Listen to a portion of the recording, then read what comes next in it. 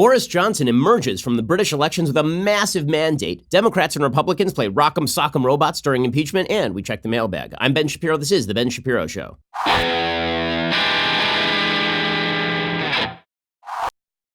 The Ben Shapiro Show is sponsored by ExpressVPN. Your data is your business. Protect it at expressvpn.com/Ben.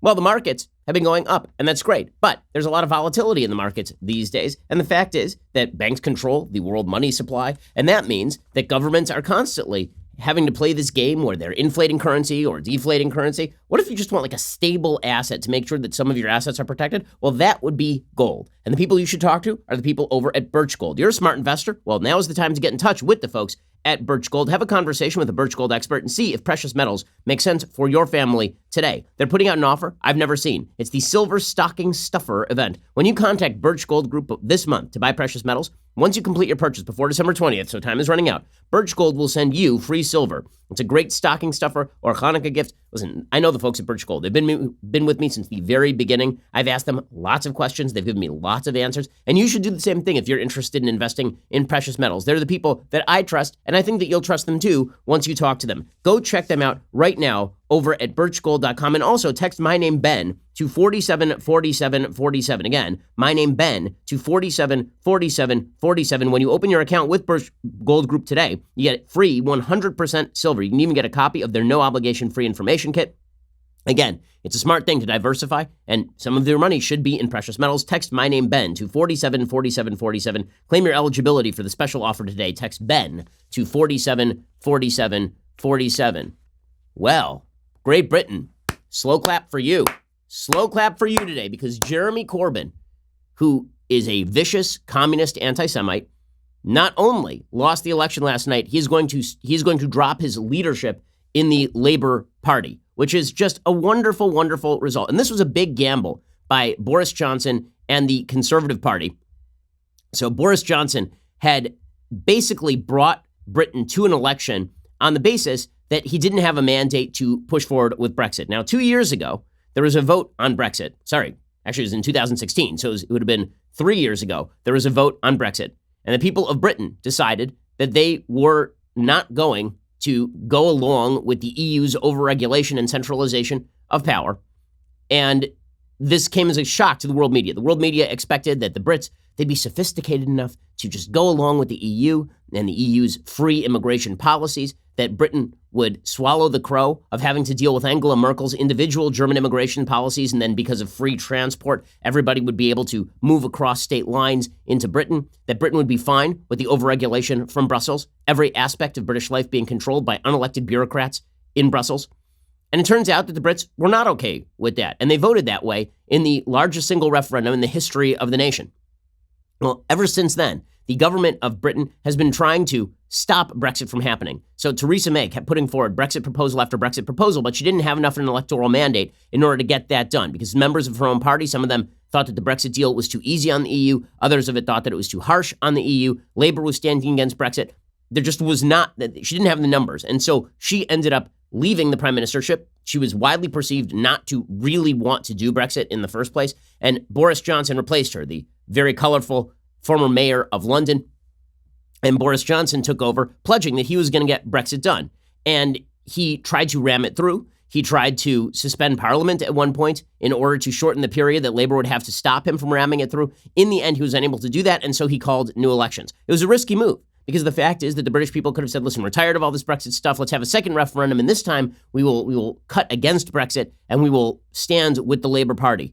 Well, instead, Labour is handed a crushing blow, just a massive, massive blow, as the Conservative Party in Britain walks with an 80-seat majority in the Houses of Parliament, which is an incredible, incredible thing. I mean, it truly is. It's the biggest landslide against Labour, I believe, in the country's history.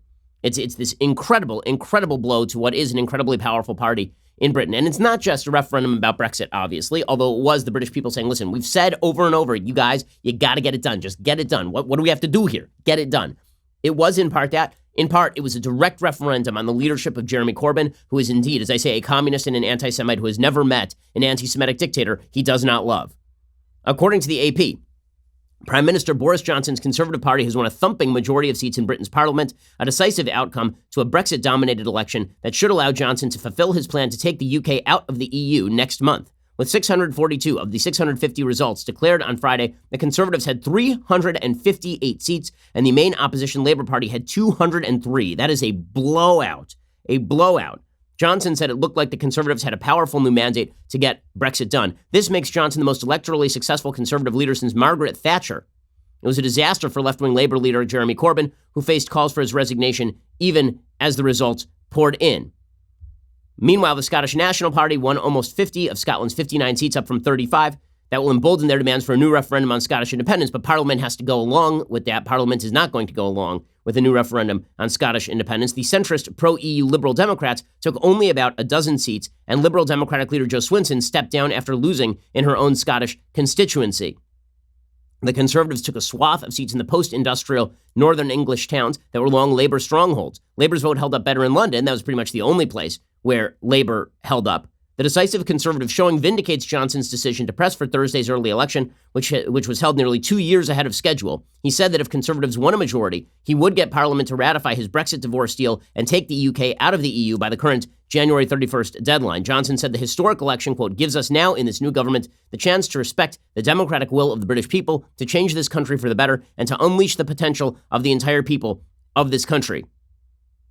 Pretty much everybody turned away from Labour. Labour economy spokesman John McDonnell said, I think Brexit has dominated everything by the looks of it. We thought other issues could cut through and there would be a wider debate. From this evidence, there clearly wasn't. Well, yes, Brexit was the big issue. The other issue is that Jeremy Corbyn is a nut job, and everybody in Britain understood that Jeremy Corbyn was a nut job. The chief rabbi of England came out and said that Jews should not vote for this anti-Semitic party. Astonishing. Astonishing. And you've already seen the pressure have its toll. Jeremy Corbyn announcing last night that the election had gone quite poorly for him, and then announcing that he was going to step down from leadership of Labour. I want to also make it clear that I will not lead the party in any future general election campaign. I will discuss with our party to ensure there is a process now of reflection on this result and on the policies that the party will take going forward. And I will lead the party during that period to ensure that discussion takes place and we move on into the future.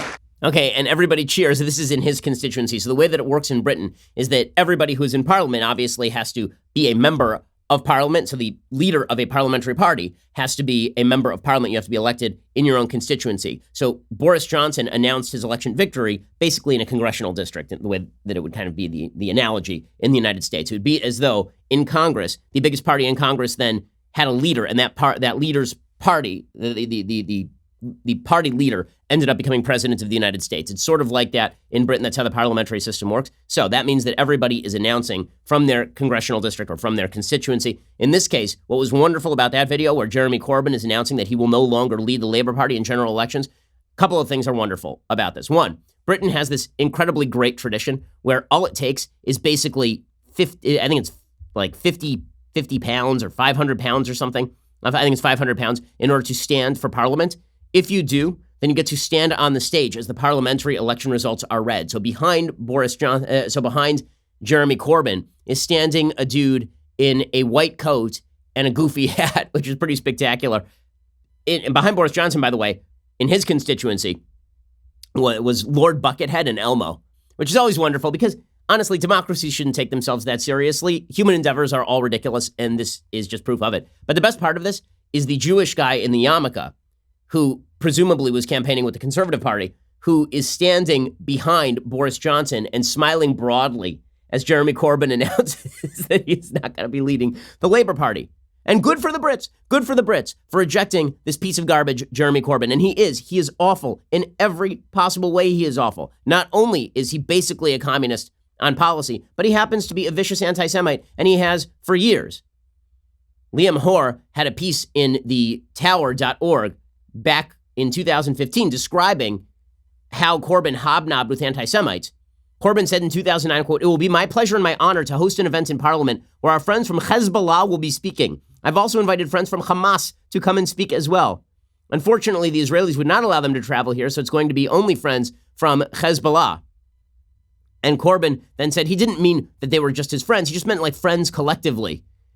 And the Labour Party was rife with anti-Semites who had entered the halls of power thanks to Jeremy Corbyn. Again, none of this was new, but the British people were not going to embrace that, and good for them. Good for them. Now, did any of that stop Alexandra Ocasio-Cortez from endorsing Jeremy Corbyn? The fact that he is a radical leftist who has never met a dictator he doesn't love and has never met a Jew hater he didn't become friends with? AOC tweeted out a video. She tweeted this out just before the election from Jeremy Corbyn. This video is about the UK, but it might as well have been produced about the United States. The hoarding of wealth by the few is coming at the cost of people's lives. The only way we change is with a massive surge of new voters at the polls. UK, vote. They did. It ended poorly for them. It wasn't just AOC calling on the Brits to show up in favor of Jeremy Corbyn. It was also Bernie Sanders. So Bernie Sanders' team, the head of Bernie Sanders' national organization, Claire Sandberg, tweeted out, the Bernie team says vote Labor. Solidarity with all the folks knocking on doors in the cold rain, getting out the vote for the many, not the few. So and then it showed a picture of people holding Bernie signs alongside people holding Jeremy Corbyn for leader signs. So openly endorsing the anti-Semites to get absolutely smashed at the polls. Spectacular stuff. I do love the UK Guardian, which is beside itself this morning. The UK Guardian has an entire piece about how the Russians stole the election for Boris Johnson. Now, the disconnect between the polls and the actual final election results are pretty stunning because leading up to this election, there were a bunch of polls that were done. The media were covering this thing as though it was very, very tight. Everybody was very nervous. Listen, I had calls from people who have hundreds of employees in Britain, and somebody said this to me yesterday. They literally said, as the polls were happening, they said if Jeremy Corbyn became prime minister, they were going to remove the business from Britain. Okay, there was just the reaction of the British people to Jeremy Corbyn was violently anti because he's awful. And that really helped Boris Johnson. It also helped Boris Johnson that a lot of working class Brits were sick of the elitists in Britain telling them that they had to listen to the elitists in Brussels, that they had to accept Angela Merkel's foreign policy, and that they had to accept Sweden's social policy. They were not up for it. According to the AP, on the whole, Labour tried to focus the campaign away from Brexit and onto its radical domestic agenda, vowing to tax the rich, nationalize industries like railroads and water companies, and give everyone in the country free internet access. It campaigned heavily on the future of the National Health Service. It appears that was not enough to boost Labour's fortune. Defeat spells the end for Jeremy Corbyn, a veteran socialist who moved his party sharply to the left after taking the helm in 2015, but who now looks to have led his left-of-center party to 2 electoral defeats since 2017. He was also accused of allowing anti-Semitism to spread inside the party. Labour members were pissed. The London mayor, Sadiq Khan, who is a member of Labour, he came out and he said Jeremy Corbyn's leadership is a disaster area. Khan has been quite critical of Corbyn, specifically because of Corbyn's open tolerance of anti-Semitism inside the party. Sadiq Khan, who's looking for a leadership position in the Labour Party, he said this general election result is nothing short of a catastrophe for the Labour Party, for London and for the UK. For the 4th general election in a row, the Labour Party has failed to put forward a compelling case to the British people. It is no consolation that we performed so much better here in London. We have fundamentally failed those that most desperately need the help of a Labour government. They include the sick, the poorest, the vulnerable. Our dedicated activists did all they could. As ever, I'm truly grateful for all their hard work.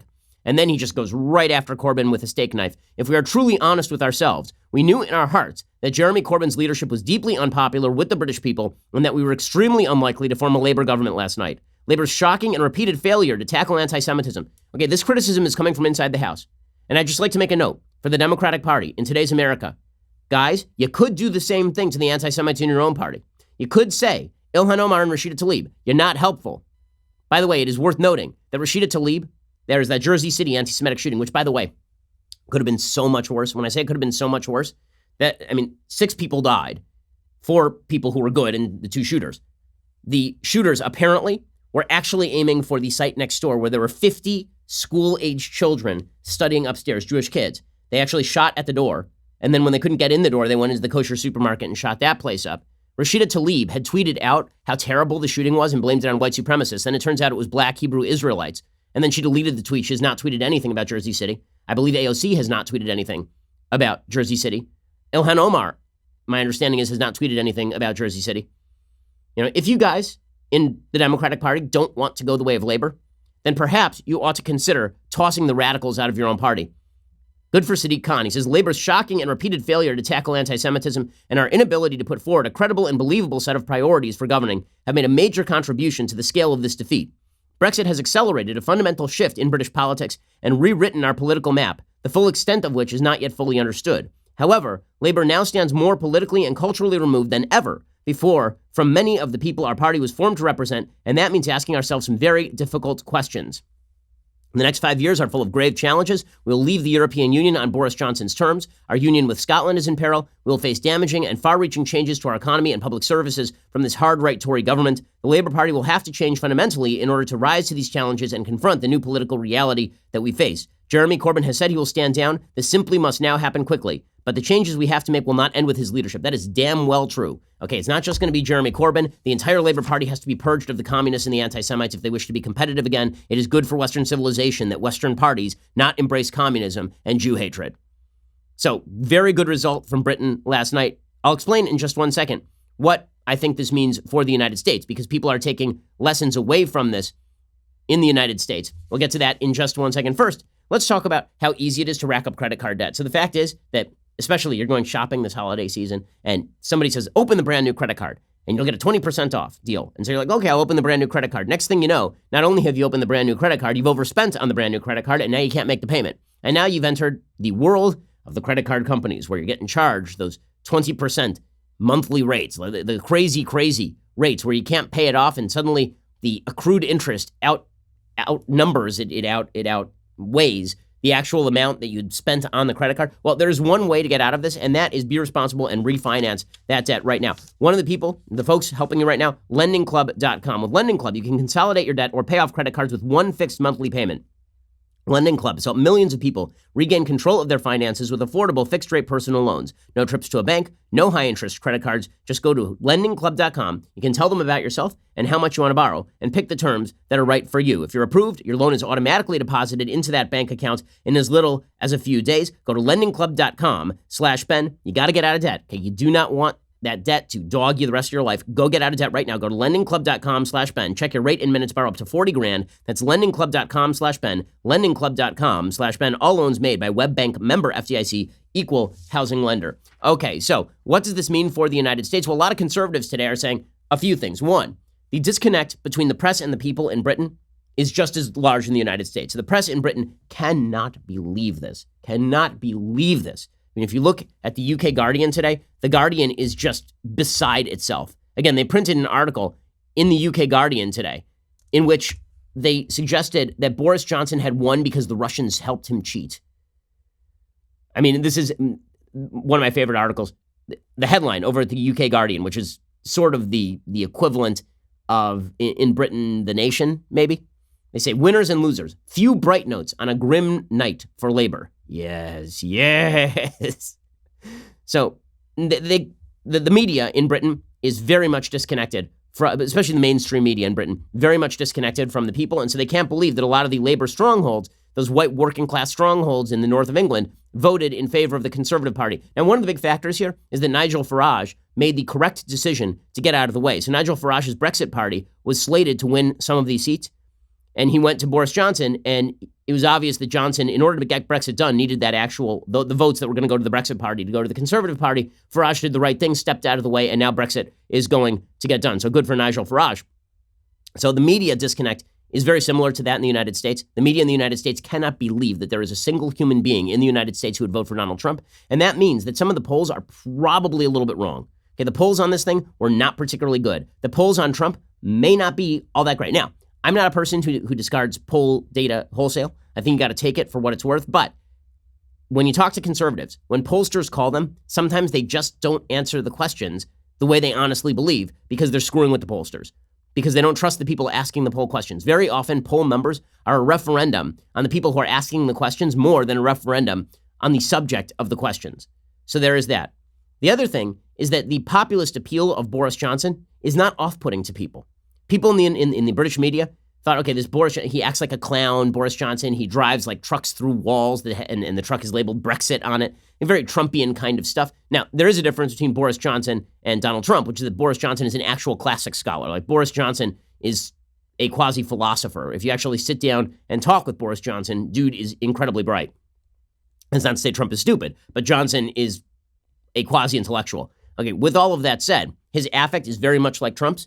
And the media don't get it. The media are like, why this sort of clownish behavior? Why can't we have the radical Noam Chomsky college professor Jeremy Corbyn? In the United States, it's the same thing. Why can't we have Elizabeth Warren, who teaches classes at Harvard Law School? Why can't we be genteel? The American people don't care about that. They want someone who speaks blunt truths. The same thing is in Britain. It is worth noting, when I was back in college at UCLA, I took a course on British politics, and I remember writing a paper specifically about the close mirroring between the outcomes of British elections and the outcomes of American elections. Basically, Britain and the United States tend to move politically in tandem. When Britain moves to the left, the United States tends to move to the left. When the United States moves to the right, Britain tends to move to the right. It tends to presage particular shifts, which is why a lot of people saw Brexit as sort of an indicator that Trump was going to do better than expected. Okay, so this should be scary for the Democrats in the United States. And also, it should be a wake-up call to Democrats in the United States.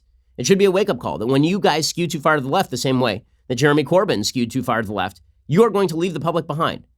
Remember, the folks in Britain, they're a lot more used to socialism than the folks in the United States. They're a lot more used to socialist talk. They're a lot more used to big government than people in the United States are. The Democratic Party is mirroring the Labour Party in Britain. But the public in America is not even as left-wing as the public in Britain. We don't have a national health service. So for the Democratic Party to mirror that is incredibly stupid. Now, lessons for the right. One of the things that is true about Boris Johnson is that he basically made the campaign about a couple of key issues, right? He made it about Brexit and about stopping Jeremy Corbyn. That was basically Boris Johnson's campaign. He didn't make it about reforming and changing the NHS. He didn't make it really about income inequality or tax cuts or anything like that. He focused on one issue that he knew was pretty popular with the British people, and he focused on the evils of his opposition. Now, Donald Trump did something like that in 2016. He didn't campaign on entitlement reform. In fact, he overtly said that he was not going to change entitlements. He campaigned as a quote-unquote moderate Republican. Now, the question is, does his governing record match that? Well, on entitlements it does, right? I mean, he hasn't actually changed entitlements, to my great chagrin. He is governed as a conservative on tax cuts, on judges, on parts of foreign policy. But he's not governed particularly conservatively in terms of spending. I mean, he's blown out the spending.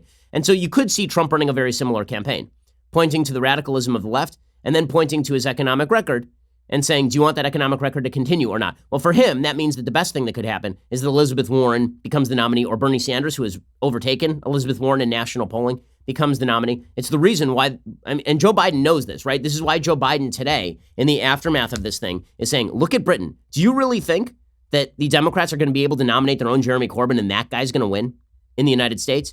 So Biden and his allies are seizing on this. Biden says, look what happens when the Labour Party moves so far to the left. He said that as the British election results became clearer. Now, Bernie Sanders had already endorsed Jeremy Corbyn. Biden said Boris Johnson is winning in a walk. He predicted the pundits would say, look what happens when the Labour Party moves so far to the left. It comes up with ideas that are not able to be contained in a rational basis quickly. And he also drew comparisons between Johnson and Trump. He says you're going to see some people saying, my God, Boris Johnson, who's kind of a physical and emotional clone of the president, is able to win. Well, yeah, again, I think that Boris Johnson, that's selling Boris Johnson quite a bit short, but the general point is well taken. And it is true that centrists in the United States are going to point to the radical move of the Democratic Party, and they're going to say, okay, well, do we want this to look exactly like Britain? Is this what we want? By the way, it would be a very good thing for the country if the Democratic Party would move somewhere closer to the semblance of sanity. That'd be quite a good thing for the American people. Okay, in just a second, we are going to get to the House of Representatives. The House Judiciary Committee has now passed 2 articles of impeachment against the President of the United States. This is a foregone conclusion. We'll get to that in just 1 second. First, every holiday season, I get ready to send a bunch of packages to friends and family for Hanukkah, or I get to send off the Christmas cards to people, the Happy Holidays cards and everything. And very often that necessitates me taking all this stuff and schlepping it in my car. Well, I got 2 kids under the age of 5, and that means taking my kids, putting them in the car, having to figure out how I, with 2 hands, am able to carry 3 things. 1 child here, and then all of the packages here. Since I don't have a third hand, it's a giant pain in the butt. And since I am less likely to grow a third hand than to just do all of this from home, I recommend Stamps.com. Stamps.com brings all the services of the U.S. Postal Service directly to your computer. Whether you're a small office sending invoices, or an online seller shipping out products, or even a warehouse sending thousands of packages a day, Stamps.com can handle it all with ease. Simply use your computer to print official U.S. postage 24/7 for any letter, any package, any class of mail, anywhere you want to send it. And once your mail is ready, you just hand it to your mail carrier or drop it in a mailbox. It's really simple, really easy. And right now, they are offering a special deal. There's no risk with my promo code Shapiro. You get a special offer. It includes a 4-week trial plus free postage and the digital scale. No long-term commitments, no contracts. Using our code, you will be saving money and supporting the show, which is important to us, important to Stamps.com. Go to Stamps.com, click on the microphone at the top of the homepage, type in Shapiro. I personally use Stamps.com. We use it here at Daily Wire. Your small business, your large business, you personally. Stamps.com is a great solution for you. Go to Stamps.com, enter Shapiro, Stamps.com. Never go to the post office again. Okay, so meanwhile, in the United States, the Democratic Party is moving toward impeachment. So today, they held a vote on impeachment in the House Judiciary Committee. They did this, they were going to do this last night. The whole thing was theatrics. So the last 24 hours has basically been all of these idiotic hearings in the House Judiciary Committee for markup of the impeachment charges. They were never going to get marked up. Nothing was going to change because the majority, the Democrats, don't care what the minority, the Republicans, have to say. In fact, they don't want any of those rules applied.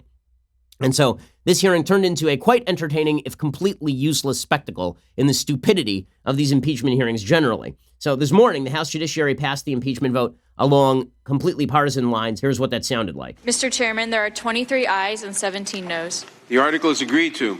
The question now is on Article 2 of the resolution, impeaching President Donald J. Trump.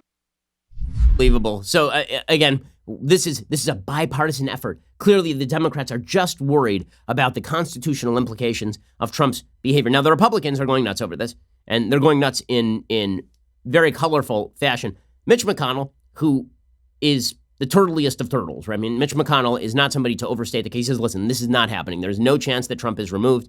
This is what Mitch McConnell sounds like when he is agitated. Have you ever seen one of those T-shirts that has the moods of Darth Vader? And it's just the Darth Vader mask, like angry Darth Vader is the same as happy Darth Vader. That's Mitch McConnell. This is Mitch McConnell agitated. The case is so darn weak coming over from the House. We all know how it's going to end. There's no chance the president's going to be removed from office. My hope is that there won't be a single Republican who votes for either of these articles of impeachment. And Sean, it wouldn't surprise me if we got one or two Democrats. It looks to me over in the House, the Republicans seem to be solid and the Democrats seem to be divided. Yes, well, that is certainly true, by the way. Representative Doug Collins, it was a great opportunity for Congress people to put their names in the headlines. And that meant you got a lot of colorful, good TV, a lot of Al Pacino in And Justice for All, right? You're out of order. This entire court is out of order. Here's Doug Collins doing that, Republican from Georgia. There's not a Democrat in this room that should be happy about this.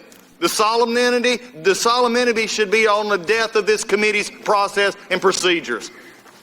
Don't give me the solemnity about impeaching a president. You've been wanting to do that for a long time. You ought to take it and just rejoice.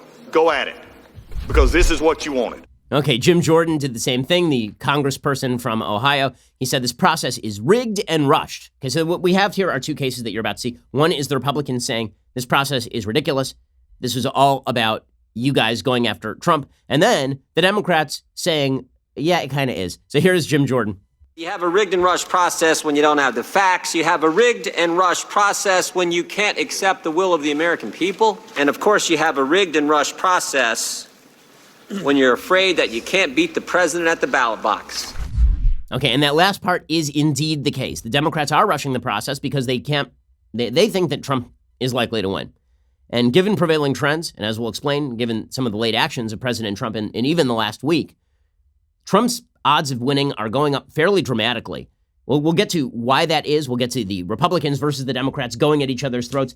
You know, at least, are you not entertained? We don't have Lord Buckethead or Elmo here, but we do have the United States Congress. Theo, I give you the United States Congress. We'll get to that in just 1 second. First, have you ever had a situation where something is broken down in your car and you need a specific part?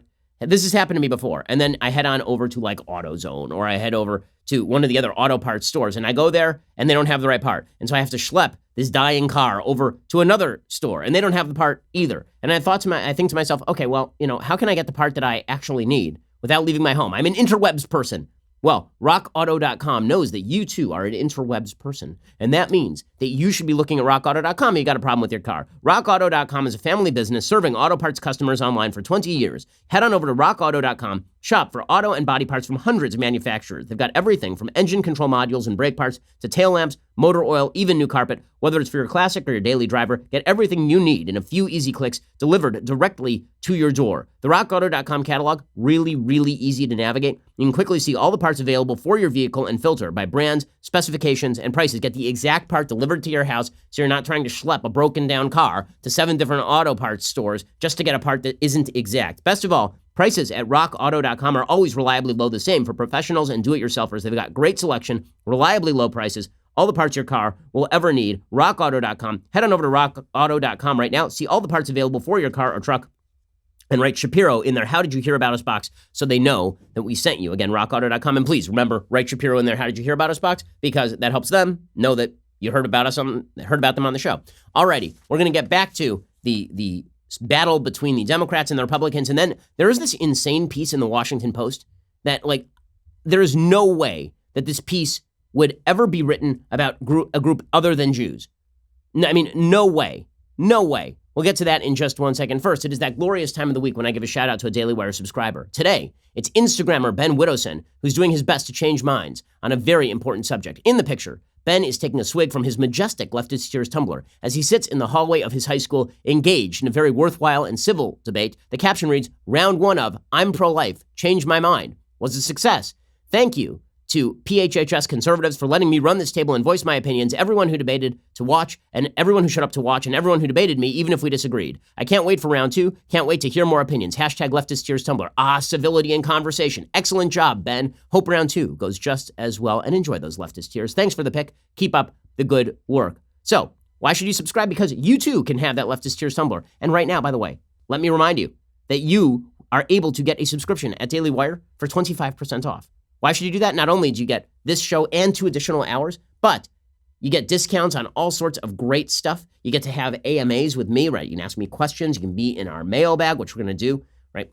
All sorts of good stuff. Plus, you get the Sunday special on Saturday. This Sunday special, Frank Luntz stops by to talk about the power of language. Here's a little bit of what that sounded like.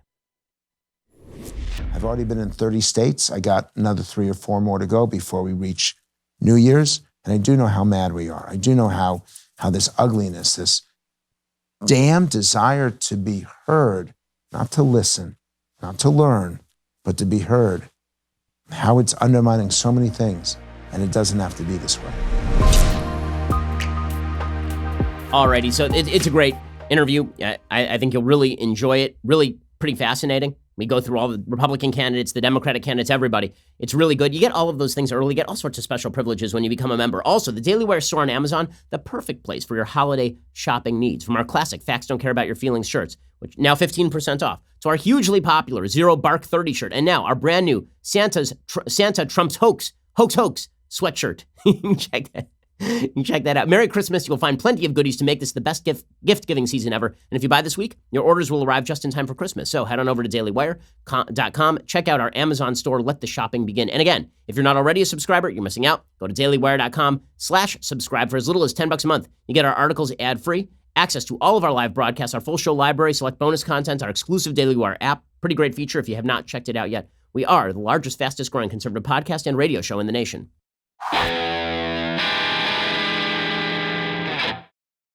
So as I say, almost a complete waste of time yesterday in the House Judiciary Committee as the Democrats vote on 2 articles of impeachment and the Republicans militate against that. Matt Gaetz, who again, many of the more colorful members of Congress had their moments in the sunshine yesterday. Matt Gaetz of Florida, he said this is obviously bloodlust for Trump, which it is. Time and again, they let us down in their claims. But one thing we know for certain is that this was a sad inevitability. I had someone ask me recently, do you feel some sense of history, some sense of moment that you're about to vote on impeachment? And sadly, I knew this time was coming since the Democrats took control of the House of Representatives, because they didn't lay out a plan to appropriate for the budget, work with us on critical generational issues. They set out a plan for impeachment. Well, that is exactly right. Now, the most colorful moment of this entire thing happened when Matt Gaetz went after Hunter Biden. He was pointing out that It should be kind of suspicious that Hunter Biden was obtaining these extraordinarily lucrative jobs while having a record that included busts on drugs and all sorts of other problems. Matt Gaetz says that. Hank Johnson of Georgia, I believe, the Democrat, he jumps in. He says, well, you have a DUI. Okay, so it turned real rock'em sock'em robots. I will note that, logically speaking, Matt Gaetz was elected to Congress. Okay, he was not selected because his last name was Gaetz. He didn't have a connection with the vice president of the United States. There is an actual difference between being elected in spite of a past DUI, Beto O'Rourke, and between being in a situation where you obtain a $50,000 a month job despite no history in the industry, despite no actual qualifications because your last name is Biden. Anyway, here's Matt Gaetz versus Hank Johnson. This has made a lot of headlines yesterday. And I don't want to make light of anybody's substance abuse issues. I know the president's working real hard to solve those throughout the country, but it's a little hard to believe that Burisma hired Hunter Biden to resolve their international disputes when he could not resolve his own dispute with Hertz rental car over leaving cocaine and a crack pipe in the car. The pot calling the kettle black is not something that we should do. I don't know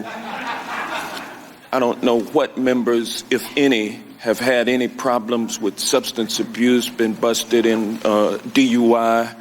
I don't know.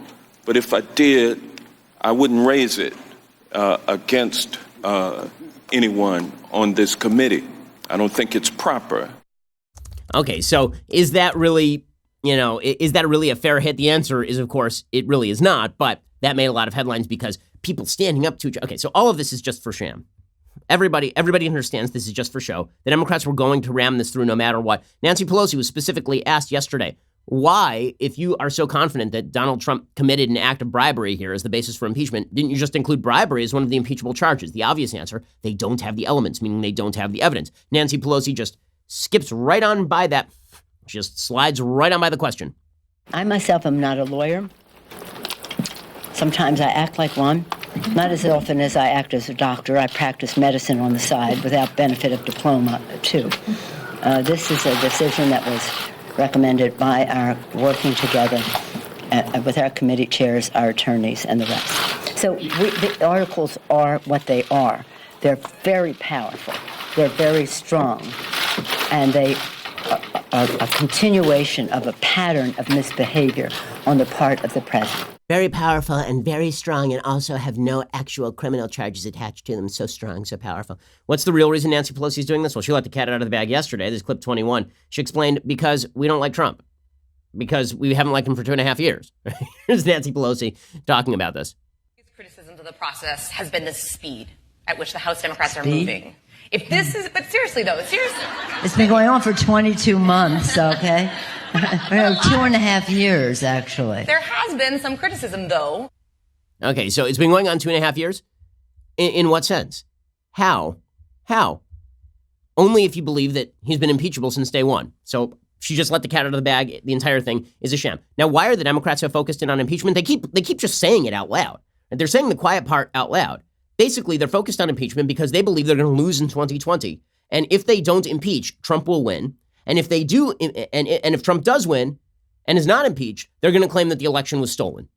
Right? So they are setting up this basic choice between either we impeach him and then we win, or we don't impeach him and then he steals the election. Either way, the Democrats get to claim that the thing's illegitimate. So here's Eric Swalwell, who, when he's not threatening to nuke gun owners in the United States, is not farting on national TV. That was not him. It was Chris Matthews moving a mug, guys. It was not the flatulence of Duke Nukem. Here's Eric Swalwell.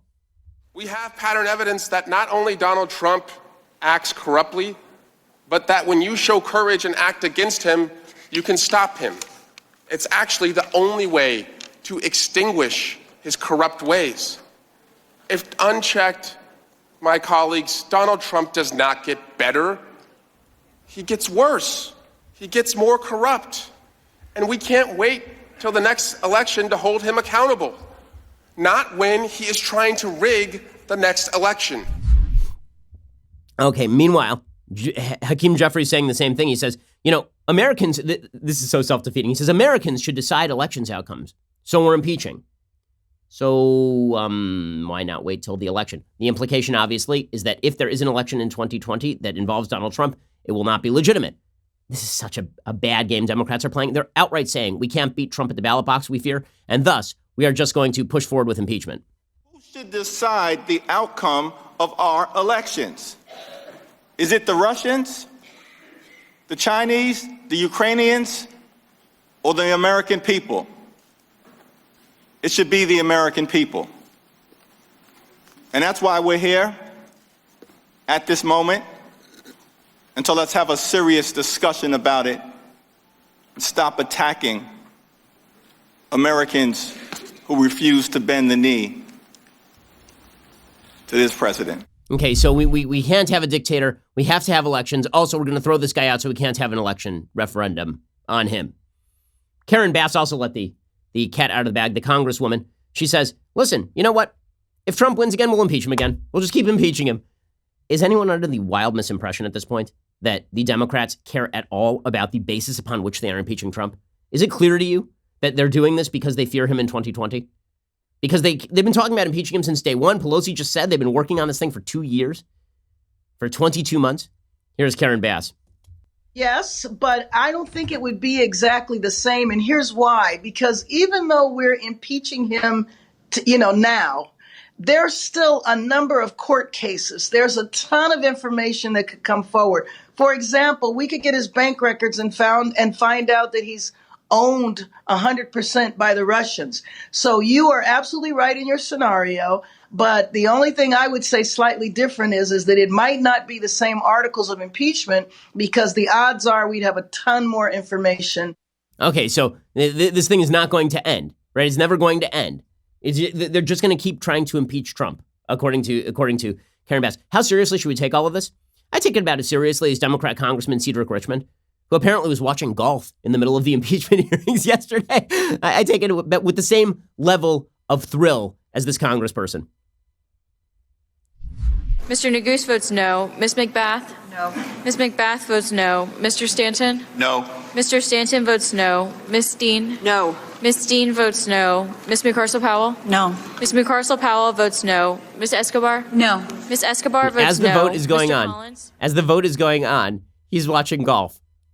I'm with that congressperson for Speaker of the House, because that's how seriously we should take all of this. It's all nonsense. It's all stupidity. Meanwhile, President Trump, he is moving closer to a re-election victory. And the reason is because he is getting some of the key issues off the table, and he's doing it now. So President Trump is going to sign today a new trade deal with the Chinese. He has settled on the outline of at least a first stage trade deal with the Chinese. Apparently, Trump has announced there will be a 50% reduction in the tariffs that he's imposed on September 1st, which covers about $110 billion of Chinese goods. The duties will go from 15% to 7.5%. There's already a 25% tariff on $250 billion in goods that he imposed in 2018. That's going to stay for now, but he says that this is the beginning of a larger settlement with China.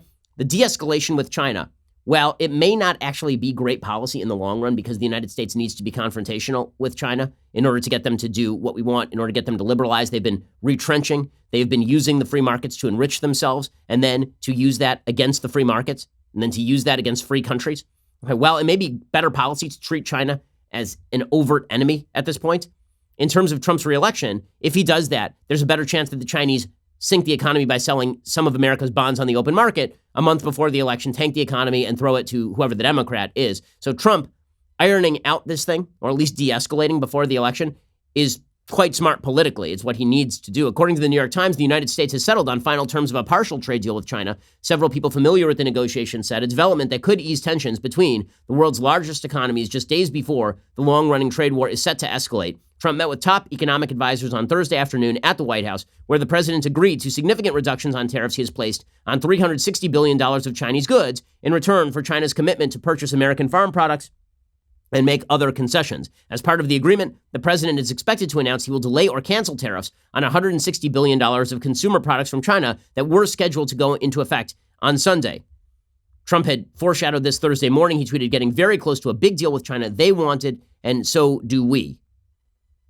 Michael Pillsbury, China scholar at the Hudson Institute, he said this is a historic breakthrough, and he attributed this to Trump having a good relationship with President Xi Jinping, who is in fact a dictator. Trump was agreeing to roll back some of the tariffs he had imposed on China in exchange for Beijing bolstering its annual purchases of American products to about $50 billion next year. Also, China is supposed to enforce stronger protections for American intellectual property, open its markets to American financial institutions, and commit to greater transparency surrounding the management of its currency.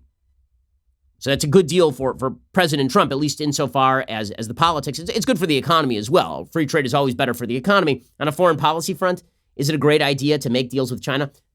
My general opinion is no, but from a markets perspective, it's going to help the economy. And that, of course, is very big for President Trump. Getting that issue off the table helps him a lot. Another issue he's gotten off the table, which, again, on a policy level, I disagree with it, but on a political level, he needed to do before the election. Top congressional negotiators said on Thursday they had reached a deal in principle to approve $1.3 trillion in federal spending for 2020, probably averting a government shutdown next week.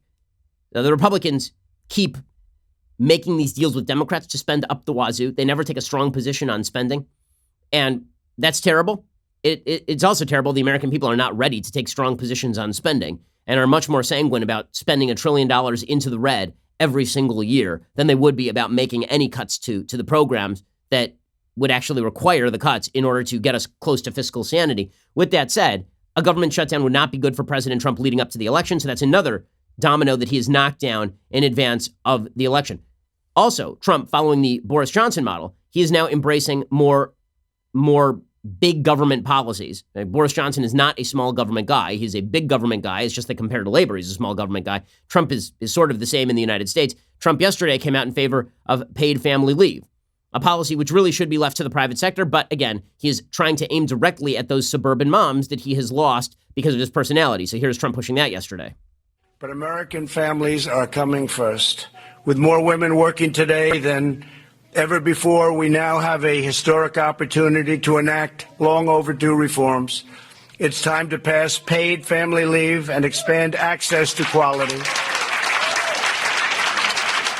Now, that's not a policy I like, but it is a smart political policy because big spending is always smart political policy. Trump is actually considering skipping the debates, which is not a bad idea, honestly, because while the Democrats would paint that as a form of cowardice, the fact is that the moderator is going to attack Trump. Now, in reality, Trump's not going to skip the debates. If there is a moderator who is anti-Trump, Trump's going to attack the moderator, and it's not going to go poorly for him. He did it to great success last time around. It is also true that Trump is quite pithy in debate. He doesn't have a lot to say. He's not going to give you a Pete Buttigieg smooth answer on any policy, but he's cutting and he's biting, and he says things that can be encapsulated in 30-second sound bites because the number of people who actually engage with all 9 hours of these debates is fairly low. Nonetheless, Trump is apparently discussing with his advisors the possibility of sitting out general election debates in 2020 because of his misgivings about the commission that oversees them. Trump has told his advisor he does not trust the Commission on Presidential Debates, the nonprofit that sponsors the debates, which is right. I mean, the moderators that they've picked for the debates in the past have generally been awful. Less of a concern for Trump than who will emerge as the Democratic nominee is which media personality will be chosen as the debate moderator. Perfectly fair. He's not afraid of Biden. He's not afraid of Warren. He's not afraid of Sanders. He is afraid that the moderator is going to spend the entire debate attacking. And you saw this in 2012 when Candy Crowley openly lied about Mitt Romney on stage and Barack Obama in order to help Barack Obama. So good for Trump to at least going in with his eyes wide open. The president's advisors declined to comment on what their plan was for the debates. One senior advisor to the president seemed to wince at the question, said it was not something advisors were prepared to discuss until next year. And again, are the debates going to help him? Well, there were polls done last election cycle saying that Hillary won the debates, didn't help her one iota. Now, the key for Trump is going to be, can he contain the Trumpy? Can he contain the Trumpiness? Because if Trump campaigns on the same premise as his first campaign commercial, which is, you may not like me as a person, but I'm doing a lot of good stuff for the country, and then he can minimize all the times that he's in the news doing stuff that annoys people, he'll win. But if the election is about Trump, if Trump makes the election, the only person who can defeat Trump at this point is Trump. Because the Democrats do not have much in the chamber. I mean, there's no ammo in that chamber. So is it very helpful to President Trump that he is attacking Greta Thunberg, the 16-year-old proxy for the far left's views on climate change? Is that like a super smart move?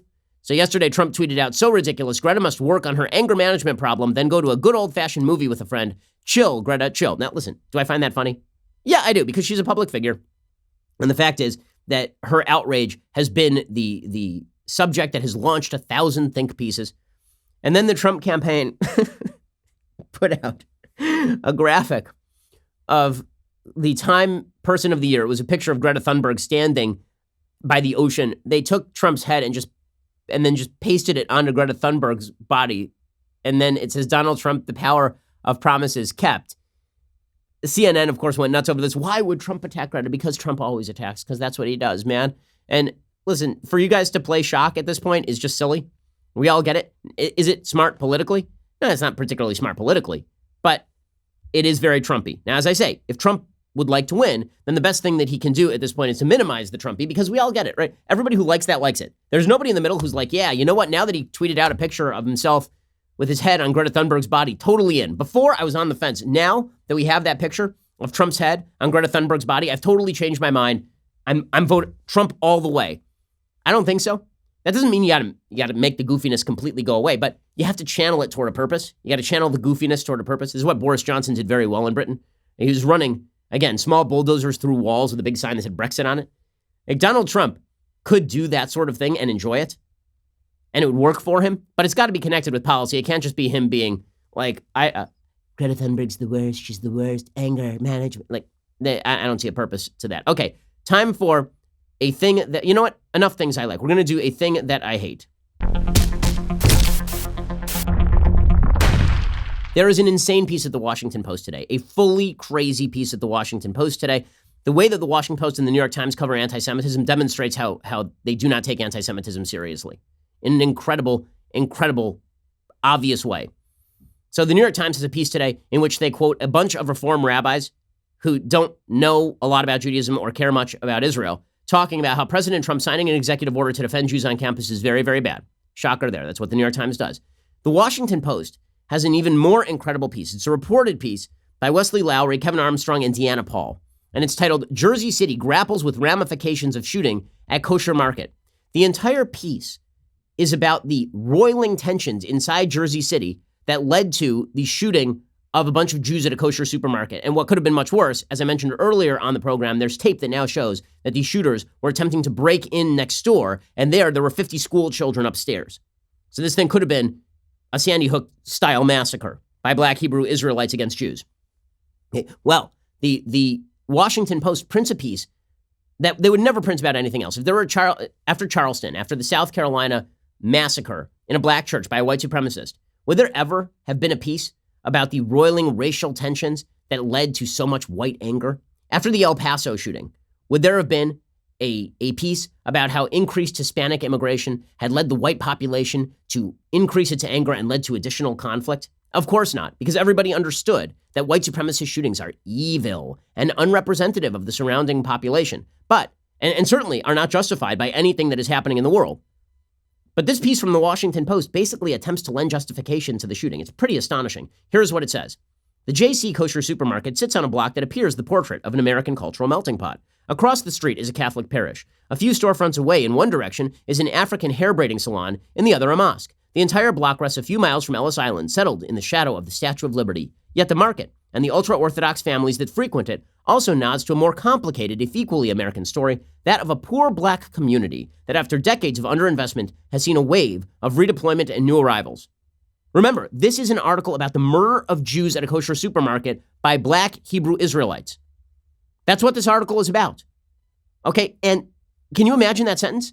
Can you imagine that sentence? By the way, we're showing some of the tape right now. You can see the lead shooter takes a look at the door. If you run it back, you'll see the lead shooter takes a look at the door that is the school and then quickly turns and enters the supermarket. See, look right there. That's the turn. Okay, that could have been a lot worse. But that sentence from the Washington Post. Yet the market and the ultra-Orthodox families that frequent it also nod to a more complicated, if equally American story, that of a poor black community that after decades of underinvestment has seen a wave of redeployment and new arrivals. I'm going to change that language for El Paso, right? Yet the Walmart and the Hispanic families that frequent it also nod to a more complicated, if equally American story, that of a poor white community that after decades of underinvestment has seen a wave of redeployment and new arrivals. If that sentence appeared in the Washington Post, it would get the Washington Post boycotted, and rightfully so, because guess what doesn't justify the mass murder of people on the basis of their ethnicity or their religion? Underinvestment in the local community. Gentrification. This is insane. And the Washington Post continues along these lines. They say more than 100 Jewish families have moved here in recent years, fleeing astronomical housing costs in Brooklyn, settling into affordable homes across the Hudson in the heart of a historic black community. While their arrival prompted fears there would be tension between Hasidic arrivals and the black residents who have been here for generations, many who have moved here say they have found friendly neighbors who made them feel at home. Then on Tuesday, a horrific attack threatened to shatter that goodwill. Oh, it was the attack that threatened the goodwill. We have tape from directly outside the site of the shooting of black residents of the city talking about how the shooting was a good thing. Again, the media coverage of this is so invested in the intersectional politics of the left, it's insane. We have to turn the real story about the Jersey City shooting not into a problem of two black anti-Semites murdering Jews, and lead that to a broader conversation of anti-Semitism that exists in every community. And are there problems of anti-Semitism in parts of the black community, particularly in Brooklyn and New Jersey? We're not going to have that discussion. Instead, we're going to talk about gentrification and how Hasidic Jews moving into the neighborhood is creating all of this turmoil. Again, imagine if the Washington Post, in the aftermath of Charleston, wrote a story about how black families moving into white neighborhoods was causing ethnic tensions that led to a shooting. You'd be like, wait, what? What? But that's what this Washington Post story effectually does. It's crazy. Okay, according to the Washington Post, as investigators continue to probe the attack, which comes amid a rise in anti-Semitic violence nationally, this city is grappling with whether the attacks reflect underlying ethnic tensions locally and fears it could spark new ones. Well, maybe you might want to talk with black leaders locally about why they think that this thing happened and whether, in fact, the polls that show outsized black anti-Semitism in the United States are reflective of a dearth of leadership in some parts of the black community. You would certainly do that if the races were reversed. If this had been a Jew who went and shot up a black church, you would get a lot of talk about our rabbis from the pulpit being racist. Is the ethnic tensions between Jews and blacks, are those the fault of Jews? Right? I mean, that's what you would get. Now you're getting Jews moved into the neighborhood, and that's causing ethnic tension. Like this, the coverage is just maddening. It's maddening and pathetic, and this article would never have been written about anybody except for Jews. Nobody except for Jews would have this article written about them. They literally, half the article is about gentrification. The development of suburbs in the 1950s and 60s led to an exodus of most of the area's white residents, later followed by many middle-class black families once the Fair Housing Act empowered them to pursue suburban living as well. The loss of moneyed residents and their businesses was coupled with the departure of manufacturing jobs, which were relocated to the South and later overseas, leaving behind an under-resourced urban core of poor black and brown people left to fend for themselves as violence and drugs spread. So in other words, if we just cut a few more government checks, and if we added more to the redistributive burden of the American people and made this area richer, then that would have kept the Jews out, and then you wouldn't have had this problem in the first place. Well done, Washington Post. Well done. Insane stuff. Alrighty, we'll be back here with 2 additional hours later today. We'll get into the mailbag then. We sort of ran out of time today. But if you don't subscribe to get the additional 2 hours, you're not going to get those 2 additional hours. This is why you should go subscribe right now. We have special Christmas and Hanukkah deals available. Go check it out right now. Otherwise, we'll see you here next week. I'm Ben Shapiro. This is The Ben Shapiro Show.